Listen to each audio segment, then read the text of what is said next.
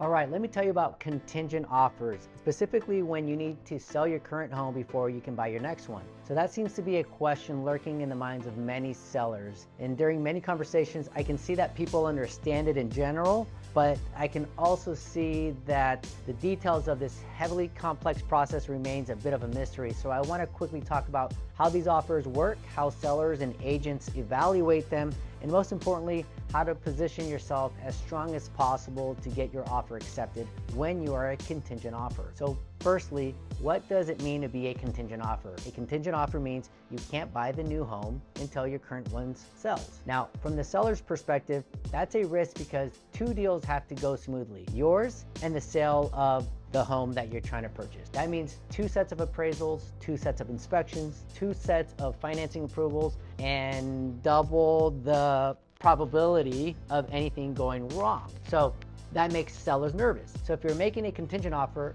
your job is to show the seller that your side of the deal is solid and as close to a sure thing as possible. And that's where positioning comes in. I like to say there are three levels of strength for contingent offers. The first strongest position is to already be in contract with a buyer. The best position you can be in is already having a buyer for your home and being in contract. So this means you've passed the hard part. Your home is already spoken for. You're just waiting for escrow to close. From the seller's perspective, this is as close as you can get to a non-contingent offer because the only thing left to do is close the escrow for the sale of your current home.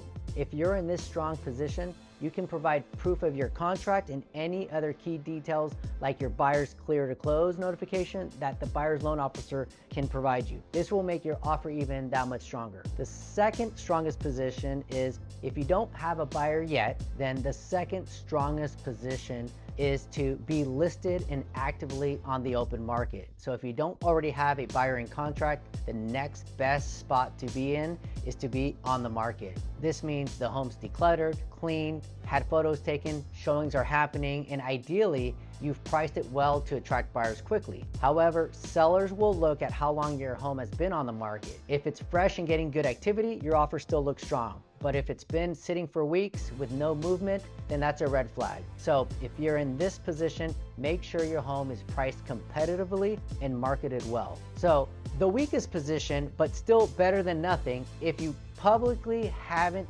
listed yet and the home's not on the open market, then at least have a signed listing agreement with a realtor. It shows the sellers that you have intent to immediately move forward with selling your home. The weakest position, if you haven't already found a buyer and you haven't listed your home yet, but if you have at least a signed listing agreement with your agent, that shows some level of commitment. This is the hardest position to get a contingent offer accepted from because from the seller's perspective, nothing is in motion yet. But if you find yourself here, the best thing you can do is get your home listed ASAP with a realtor so you can move up to that second position. So how do you give yourself the best shot at getting your offer accepted? So if you're in contract, provide proof. It reassures the seller that your deal is solid. If you're not in contract with a buyer, but you're on the market, price aggressively and make sure your home is showing well. If you're neither in contract nor on the market, then get into a listing agreement with a realtor. There's so much more involved in understanding how sellers and agents evaluate contingent offers